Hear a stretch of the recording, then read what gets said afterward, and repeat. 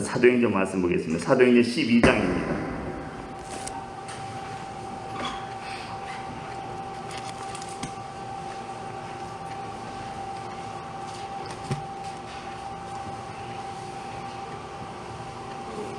사도행전 12장 20절로 마지막 25절까지입니다.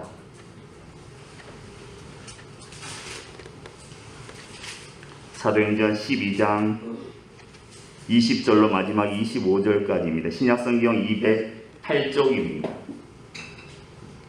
20절로 25절까지 한 절씩 교독합니다. 헤롯이 두로와 시돈 사람들을 대단히 노여워하니 그들의 지방이 왕국에서 나는 양식을 먹는 까닭에 한마음으로 그에게 나와 왕의 침소 맡은 신하 블라스도를 설득하여 화목하기를 청한지라.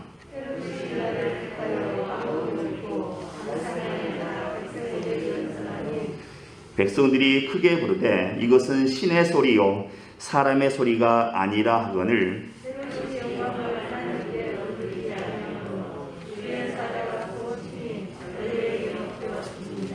하나님의 말씀은 흥왕하여 더하더라.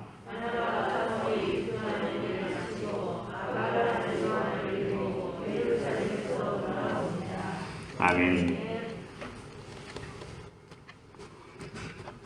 어떤 사람이 수술할 때에 마취를 했는데 마취가 잘 안 되었습니다. 그때 의사 선생님께서 보시더니 아직 안 죽었네? 그러면서 마취제를 더 주사했습니다. 그리고 기필코 죽이고 말았습니다. 사람을 죽인 게 아니라 수술 부위를 죽이지 않고 수술하면 더 끔찍한 고통이 환자에게 가해지기 때문입니다. 잘 죽어야 더 놀라운 치료를 경험하게 되는 것이지요.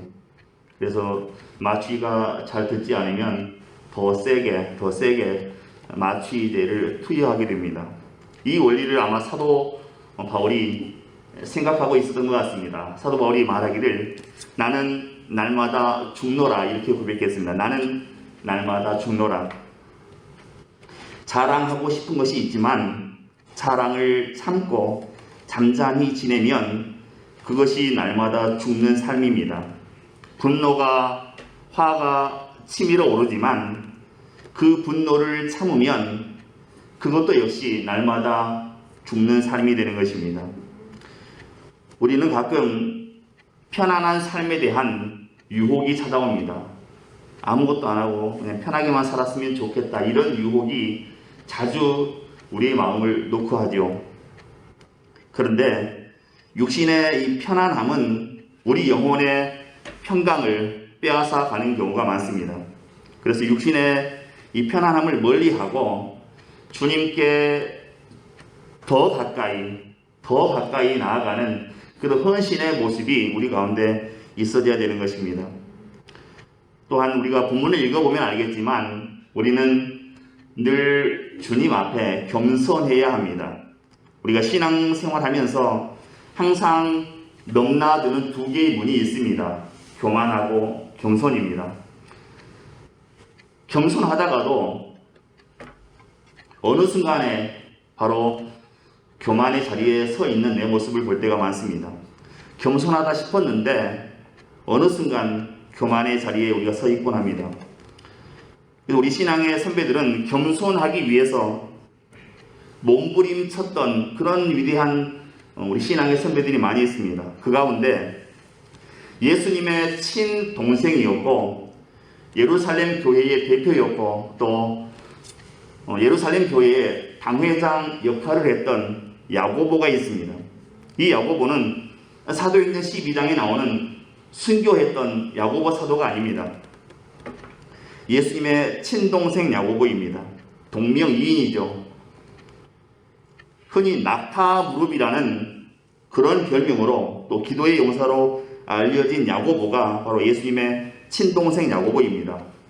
아마 그 책 보신 분도 계실 겁니다. 낙타무릎이라고 갑자기 이름 생각이 안 나는데 전병훈 목사님이 쓴 책이 있습니다. 이 낙타무릎, 기도를 얼마나 많이 했던지 이 무릎이 거칠고 딱딱해진 겁니다. 하도 엎드려 기도하니까 낙타 무릎이 되었습니다. 그래서 예수님의 친동생 야고보에게는 낙타 무릎이라는 그런 별명이 붙었습니다. 이 예수님의 친동생 야고보가 우리가 좋아하는 신약성경에 야고보서를 기록한 사람입니다. 얼마나 무릎을 꿇고 많이 기도했던지 이분을 볼 때 낙타 무릎 이렇게 사람들이 호칭했다고 합니다. 그만큼 영성이 깊고 또 뛰어났다는 것이지요. 역사가 헤게시푸스는 야고보가 단순히 예수님의 동생이었기에 인정받은 것이 아니라 그의 깊은 영성과 기도 때문에 성도들로부터 존경받았다 이렇게 책에 기록해 놓았습니다. 베드로는 사도행전 12장에서 지난 시간에 읽었지만 탈옥했습니다. 주님의 천사가 나타나서 지금 베드로는 탈옥했습니다. 표현이 이상한가요? 아무튼 감옥에서 빠져나왔습니다. 그리고 이제 헤롯 왕을 피해서 지금 피신해 있는 상태입니다. 그래서 예수님의 동생 야고보에게 아마 베드로가 교회를 맡겼던 것 같습니다. 베드로가 피신을 하고 얼마 동안 다른 곳에 피신해 있었는지 성경은 우리에게 가르쳐 주지 않습니다. 다만 사도행전 15장에 가면 예루살렘 회의가 열립니다. 예루살렘 회의에 참석한 사람들은 사도들, 장로들이었습니다. 이때는 다시 베드로도 나타납니다. 그러니까 얼마 동안 잠적해 있다가 사도행전 15장에 사도회의에 참석하게 됩니다. 신학자들은 이 기간이 최소 몇 년이 되었을 거다 이렇게 얘기합니다. 헤롯 왕의 죽음으로부터 간신히 몸을 피해서 피신해 있던 그 시간이 최소 몇 년은 되었을 거다 이렇게 얘기합니다. 그 몇 년 동안 예수님의 동생 야고보는 베드로를 대신해서 교회를 지켰습니다. 그리고 이 야고보도 나중에는 순교를 당하게 됩니다. 돌에 맞아 죽는 처형을 당하게 되었는데 돌을 많이 맞았는데 죽지 않았습니다. 그래서 다시 일으켜서 칼로 다시 처형을 당했다고, 그래서 순교했다고 기록하고 있습니다. 베드로가 없으면 야고보가 교회를 지켰고 또 야고보가 순교당하면 교인들이 교회를 지켰습니다. 예수 그리스도께서 주인 되시는 교회는 그렇게 순교의 피 속에서 세상을 구원하는 사명을 온전히 감당했다는 것입니다. 모두가 다 주인공이었습니다. 어느 누구도 조연이 없습니다. 예루살렘 교회를 지키는데 어느 누구도 엑스트라는 없습니다. 조연은 없습니다. 모두가 주인공들이었습니다. 모두가 순교할 각오를 지닌 사람들이었습니다. 이런 사람들이 교회를 세웠고 또 예루살렘 교회를 지켜갔다 하는 것입니다. 하울링 일어나나요? 괜찮은가요? 본문에 나오는 이 헤롯 왕은 교회를 핍박한 인물이자 정치적인 야망을 가졌던 사람입니다. 자신의 권력을 지키기 위해서는 수단과 방법을 가리지 않는 사람이었습니다. 자신이 다스리는 그 유대인들의 지지를 얻기 위해서 야고보 사도를 죽이기까지 했습니다. 그리고 그는 교회의 핍박에 큰 역할을 했던 사람이었습니다. 이런 사람에게 이제 종말이 다가왔습니다. 하지만 본문에 보면 이 헤롯 왕의 죽음을 보면 너무 허망합니다. 정말 인생 별거 아니구나 라는 생각을 하게 됩니다. 오늘 본문에 보면 헤롯이 두로와 시돈 사람들을 향해서 크게 분노했다고 그렇게 기록하고 있습니다. 그 이유는 알려지지 않았습니다. 헤롯 왕이 이 사람들에게 대단한 분노를 보이는데 그래서 이 사람들이 두려워했다고 기록하고 있습니다. 그 이유는 두로와 시돈이 헤롯 왕국으로부터 양식을 수입했기 때문입니다. 이 두로와 시돈은 항구 도시입니다. 농사를 짓지 않는 상업과 어업에 종사하는 항구 도시였습니다. 그래서 양식을 타국에서 수입해서 이제 충당을 했어야 되는데 헤롯이 이 두로와 시돈을 협박하면서 내가 너희들에게 양식을 팔지 않겠다 이렇게 협박을 하면서 이 두로와 시돈 사람들이 이제 깜짝 놀라게 되는 거죠. 깜놀하게 되는 겁니다. 그래서 이제 오늘 본문에 보면 두로와 시돈 사람들이 헤롯 왕과 이제 화목하기 위해서 찾아왔다 이렇게 기록하고 있습니다. 열왕기상 5장에 보면 솔로몬이 성전을 짓게 되는데 이때 이제 필요한 게 그 백향목 나무였습니다. 나무를 구해야 되는데 마침 이 나무가 두로와 시돈 땅에 있었습니다. 그래서 당시 두로와 시돈을 통치하고 있던 히람 왕에게 솔로몬이 편지를 보냅니다. 우리가 성전을 지으려고 하니 백향목이 필요하니 우리에게 보내주십시오. 그랬더니 히람 왕이 편지에 답하기를 그럼 우리에게 양식을 주십시오 이렇게 얘기합니다. 그래서 솔로몬이 밀가루 밀 2만 석과 맑은 기름 20석을 보내주었다 이렇게 열왕기상 5장 11절에 기록하고 있습니다. 이처럼 두로와 시돈은 부유한 항구 도시였지만 식량을 수입해야 하는 그런 문제를 안고 있던 도시였습니다.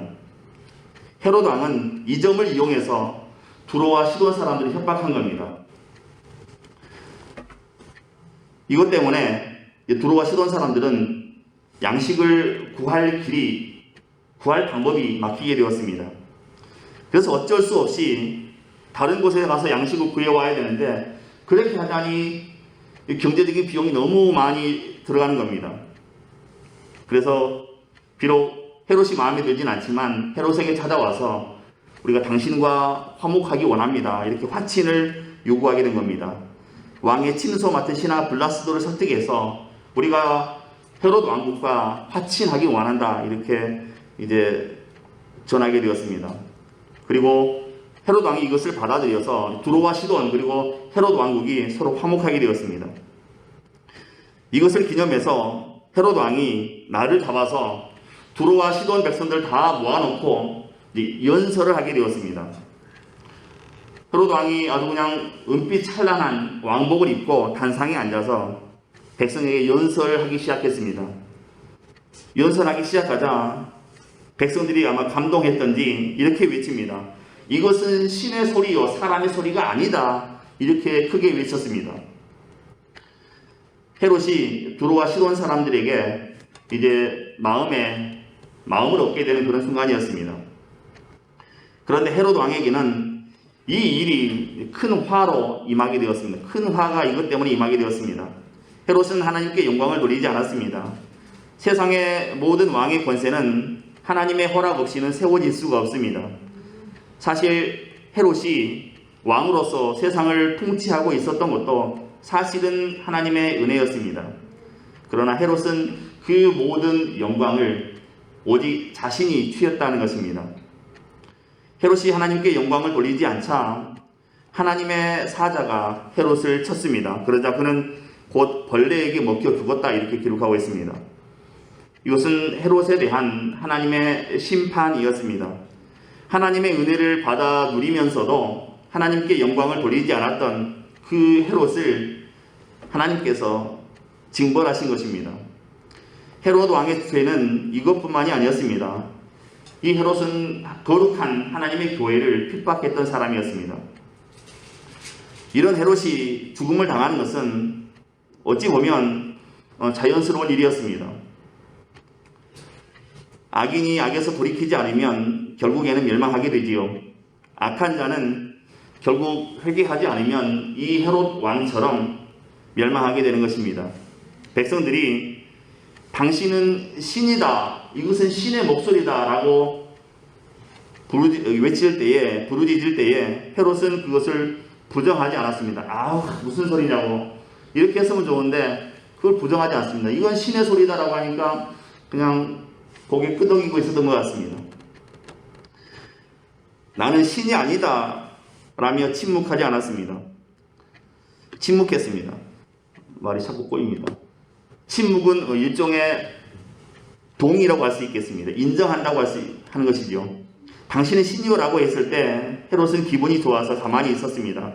가만히 있었기 때문에 죽었습니다. 사람들이 헤롯에게 신이라고 했기 때문에 헤롯이 죽은 것이 아닙니다. 헤롯이 나는 신이 아니요 라고 하지 않았기 때문에 죽은 것입니다. 말이 좀 어렵습니까? 우리가 당하는 많은 상처와 갈등은 바로 우리 자신이 겸손하지 못하기 때문임을 알아야 합니다. 겸손하면 상처로부터 우리가 멀어질 수 있습니다. 헤롯이 벌레에 먹혀 죽은 가장 큰 이유는 당신은 신이다 라고 했을 때 베드로처럼 아니야 나도 당신들과 똑같은 사람이야 이렇게 분명하게 확실하게 말하지 못했기 때문입니다. 그냥 침묵했습니다. 하나님이 받으실 영광을 헤롯 왕이 가로챘습니다. 이것은 교만이죠. 사람들이 왜 교만해지는가? 한마디로 착각해서입니다. 한순간에 하나님께서 외면하시고 책망하시면 살아남을 사람은 아무도 없습니다. 겸손해야지요. 겸손한 사람은 상처받을 일도 없습니다. 23절에 보시면 헤롯이 영광을 하나님께 돌리지 아니하므로 주의 사자가 곧 친히 벌레에게 먹혀 죽으니라 이렇게 기록하고 있습니다. 헤롯은 신적인 인물로 추앙받으면서도 하나님께 그 영광을 돌리지 않았습니다. 그래서 사도행전의 저자 누가는 하나님의 천사가 헤롯을 내리쳤고 헤롯은 벌레에 먹혀 죽었다 이렇게 기록하고 있습니다. 유대 역사가 요세푸스는 이 부분에 대해서 이렇게 기록해 놓았습니다. 헤롯이 갑자기 엄청난 통증으로 인해서 왕궁으로 옮겨졌고 닷새 만에 죽었다 이렇게 유대 역사가 요세푸스는 그렇게 기록해 놓고 있습니다. 우리는 보지 않지만 천주교에서는 성경과 또 외경을 보는데 외경에 마카비서라는 성경이 있습니다. 외경이 있습니다. 이 마카비서에도 이런 내용이 나오는데 이 자리에서 연설하던 그 헤롯 왕이 갑자기 복통이 일어나서 왕궁으로 돌아갔는데 헤롯에 대해서 벌레들이 나와서 벌레가 살을 파먹게 되자 냄새가 진동했고 결국 5일 만에 헤롯 왕이 죽었다 이렇게 마카비서에는 기록되어 있습니다. 오늘 본문 21절로 23절입니다. 헤롯이 나를 택하여 왕복을 입고 단상에 앉아 백성에게 연설하니 백성들이 크게 부르되 이것은 신의 소리요 사람의 소리가 아니라 하거늘 헤롯이 영광을 하나님께 돌리지 아니하므로 주의 사자가 곧 친히 벌레에게 먹혀 죽으니라 이렇게 기록하고 있습니다. 오늘 이 말씀이 우리에게 주는 교훈이 있다고 생각합니다. 겸손함을 잃어버리면 몰락할 수밖에 없다는 것입니다. 헤롯 왕이 자신의 분수를 잊어버리고 하나님의 자리에 앉으려고 했습니다. 그런 헤롯을 하나님이 벌레에 먹혀 죽게 했습니다. 그 벌레가 요즘 말로 하면 바이러스 혹은 세균이라고 할 수도 있겠습니다. 어떤 사람들은 헤롯 왕이 죽은 이유가 맹장이 터져서 죽었다 이렇게 말하는 분도 있습니다. 여러분 옛날에 옛 소련을 아실 것입니다. 공산주의가 붕괴되기 전에 소련의 그 유명한 머리 벗겨진 그 고르바초프 대통령이 있었습니다. 이 고르바초프 대통령의 영부인이 라이사 여사인데 이분이 평생에 지병이 있었습니다. 백혈병입니다. 그래서 그 백혈병을 치료하기 위해서 독일에 있는 유명한 대학병원에서 치료를 받았습니다. 오랜 시간 그 치료를 받았는데 결국 회복되지 못하고 사망했습니다. 그래서 이 고르바초프 대통령이 비행기를 타고 독일로 건너갔습니다. 그래서 영부인 라이사 여사의 시신을 이제 러시아로 운구해 왔습니다. 운구해 오는 과정을 TV에서 이제 생중계로 다 보여줬습니다. 공항에 비행기가 도착하니까 그 많은 그 인파들이 나와서 이 고르바초프 대통령을 환영했습니다. 대통령이 단상에 내려왔습니다. 그런데 라이사 여사는 보이지 않았습니다. 라이사 여사는 어디서 나왔는가 하니 화물칸에서 기중기로 관을 내려서 땅에 내려지게 되었습니다. 무슨 얘기인 거 아니? 세상에 둘도 없는 권력자라 할지라도 세상에 둘도 없는 권력자의 가족일지라도 죽으면 그뿐이다 하는 것입니다. 죽으면 시신이 될 뿐이고 그러면 그저 화물처럼 짐처럼 그렇게 취급당한다 하는 것입니다. 이런 것이 인생입니다. 권력에 의지해서 눈에 보이는 것에 의지해서 살아가려 하는 사람은 그것과 함께 무너져 간다 하는 것입니다. 그러나 우리 하나님은 영원하신 분이십니다. 그리고 하나님의 말씀도 영원한 것입니다. 그래서 말씀을 붙들고 그 말씀 위에 자신의 삶을 세우는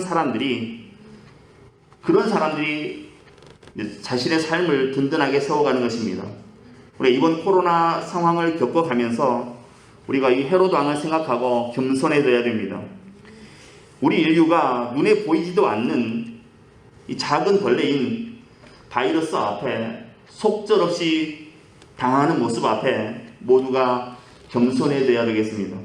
코로나 이 상황을 겪으면서 우리는 자신의 한계를 깨닫고 낮아져야 되는 것입니다. 그리고 가족과 또 가정의 소중함을 깨달아 가야 되겠습니다. 우리가 재난을 만났을 때에 마지막까지 의지할 곳은 가정입니다. 우리들의 안식처는 가족들의 품입니다. 가족들의 품입니다. 헤롯이 벌레에 먹혀 죽고 나자 교회의 부흥은 불일듯 일어나게 되었습니다. 24절입니다. 하나님의 말씀은 흥왕하여 더하더라 이렇게 기록하고 있습니다. 기독교 역사상 교회나 성도들은 수많은 박해를 받아왔습니다. 그러나 박해를 받긴 했지만 교회는 더욱더 성장해 왔습니다. 핍박이 또 박해가 교회를 문 닫게 하지는 못했습니다. 아무리 극심한 박해도 핍박도 교회의 문을 닫지는 못했습니다. 이것을 우리가 기억해야 됩니다. 교회는 어려움이 많이 있었지만 반드시 극복했다는 것입니다. 기독교 2000년 역사 가운데 많은 어려움이 있었지만 그러나 그 모든 어려움은 극복되었다는 것입니다. 우리의 삶도 마찬가지입니다. 우리 앞에 많은 고난이 있고 어려움이 있겠지만 그것 또한 하나님의 은혜로 반드시 극복되어진다는 것입니다. 야고보가 순교당했습니다. 지금 베드로도 감옥에서 나온 뒤에 사도행전 12장 17절 이후에는 사라져버리고 없습니다. 피신 가고 없습니다. 쫓겨다니고 있습니다. 그럼에도 불구하고 믿는 사람들은 더 많아졌다는 것입니다. 사도행전을 주의 깊게 보면 핍박 뒤에 박해 뒤에 교회 부흥이 있다는 사실을 발견하게 됩니다. 교회의 시련 뒤에 반드시 사람이 모여드는 성장이 있었다는 것이지요. 본문 24절은 헤롯이 죽고 나서 하나님의 말씀이 점점 더 널리 퍼지고 믿는 사람이 많아졌다 이렇게 기록하고 있습니다. 헤롯이 어떤 사람인가? 한마디로 교만한 사람이지요. 육신적인 생각 또 육신적인 생활로 가득한 사람이었습니다. 그런데 이런 헤롯 왕이 죽고 나자 말씀이 충만해지고 교회에 사람들이 몰려들었다는 것입니다. 이것은 우리 개인에게 있어서도 마찬가지입니다. 어느 때 내 마음속에 하나님의 말씀이 역사하는가? 말씀의 감격이 넘쳐나는가? 말씀의 뿌리가 내리는가? 내 마음에서 헤롯과 같은 육신적인 생각 그리고 교만이 없어질 때 우리 안에서 영적인 것들이 일어나고 거룩한 것들이 넘쳐나게 된다 하는 것입니다. 헤롯의 죽음에 이어서 성경은 하나님의 말씀은 흥왕하여 더해졌다 이렇게 기록하고 있습니다.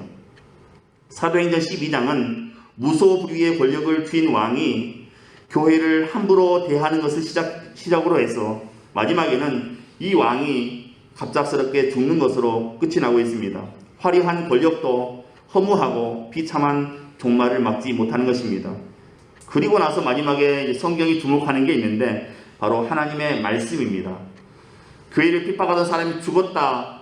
그 다음에 강조하는 게 이제 오늘 본문 끝자락에 하나님의 말씀입니다.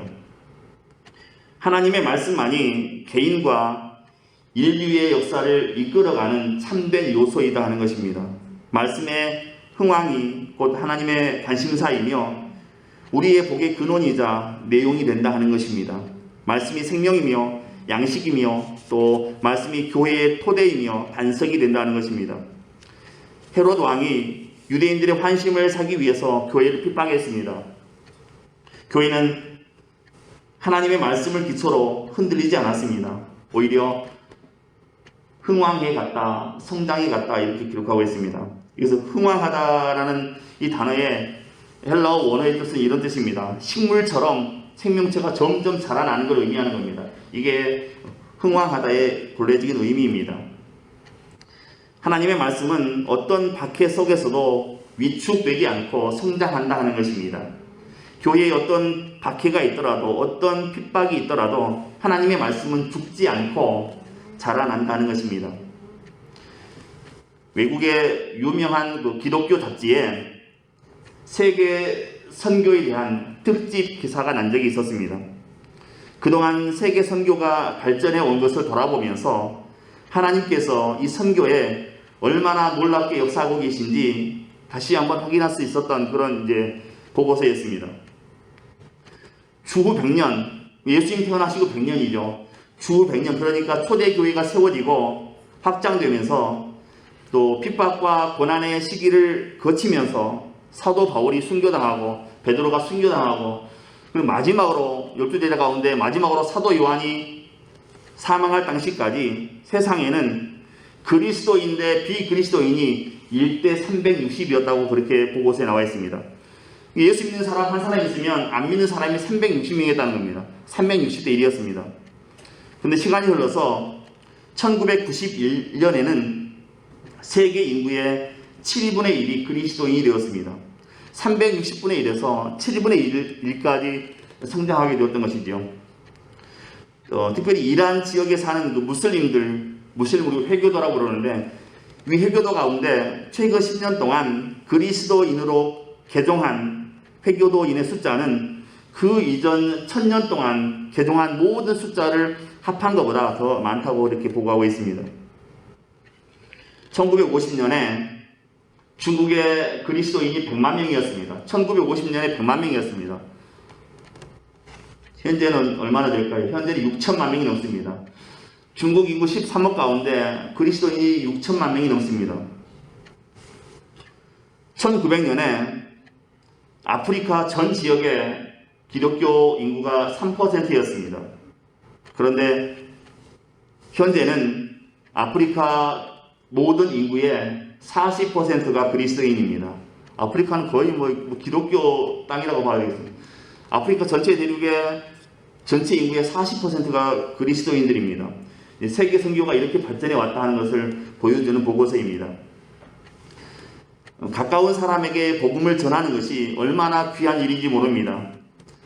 친구를 통해서 또 가까운 지인을 통해서 복음에 대해서 듣고 또 그리스도를 주님으로 영접한 사람은 85% 이상이 그 믿음을 저버리지 않고 끝까지 계속 간다고 합니다.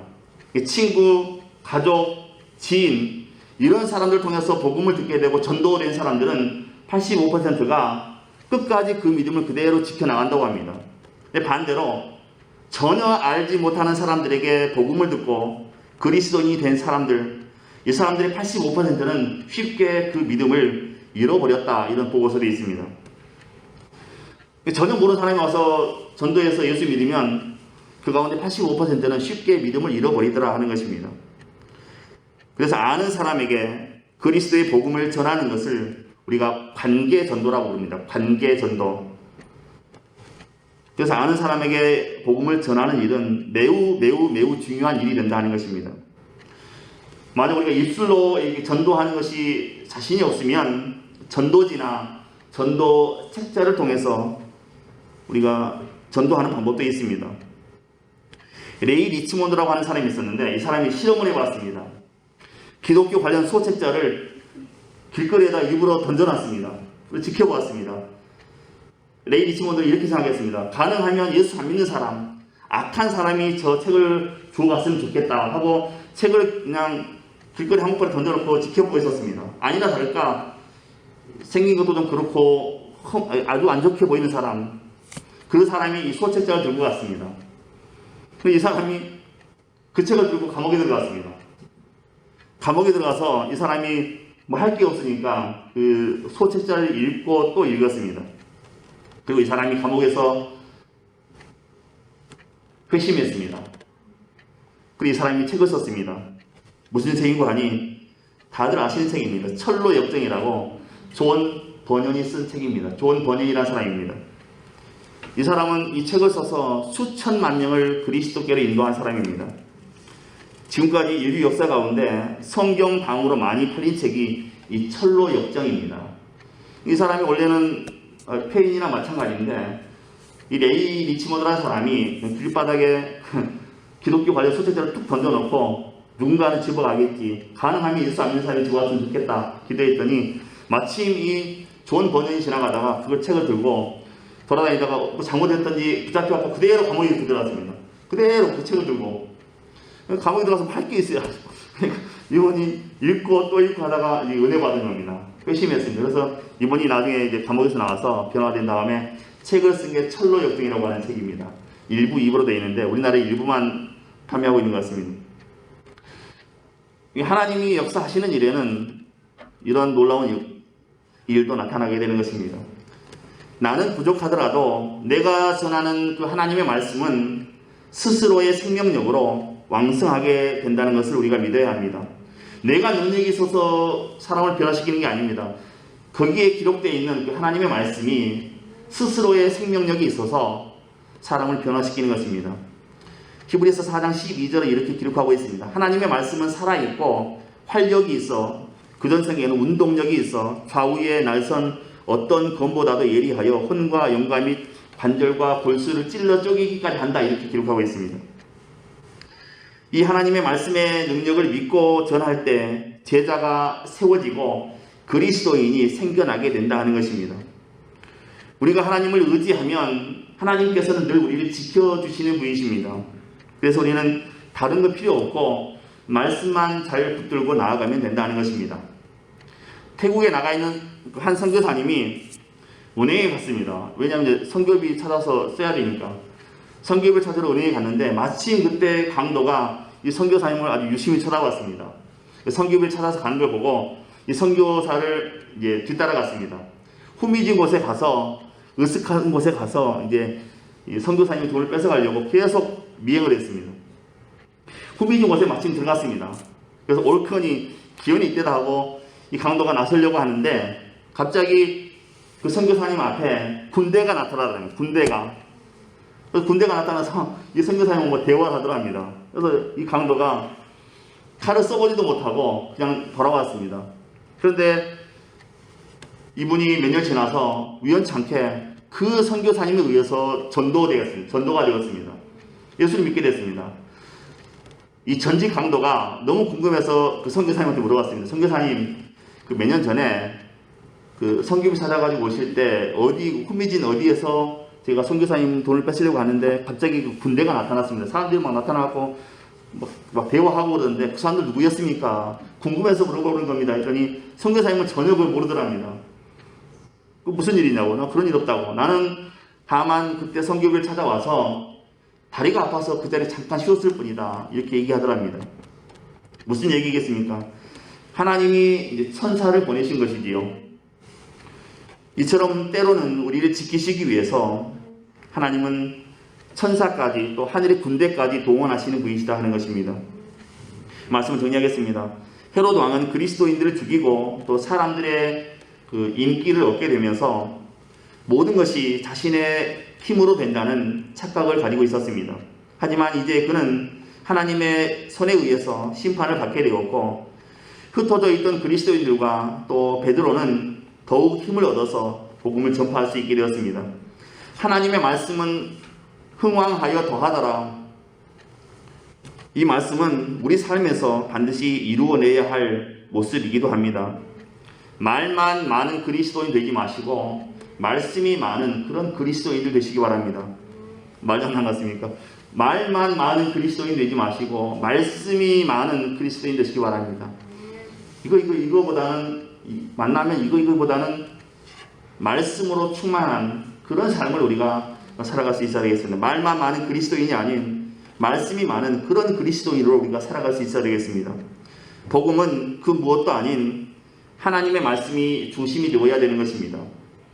오늘 우리 삶에도 말씀이 가득해서 어떤 어려움도 잘 이겨낼 수 있는 그런 하나님의 사람, 그런 그리스도 예수의 사람들이 다 되시기를 주님의 이름으로 축원드립니다. 기도합니다. 은혜로우신 하나님, 이 시간 우리에게 믿음을 더해 주옵소서. 우리가 일생을 살아가면서 어떤 어려움이 우리 앞에 다가오든지 낙심하지 않게 하시고 오로지 하나님 말씀 붙잡고 굳건히 일어설 수 있는 우리의 삶이 되게 하옵소서. 그렇게 될 수 있도록 성령으로 날마다 역사하시고 축복해 주옵소서. 날마다 승리의 개가를 부르는 귀하고 복된 삶으로만 인도하옵소서. 믿고 감사하오며 예수 그리스도 이름으로 기도하옵나이다. 아멘.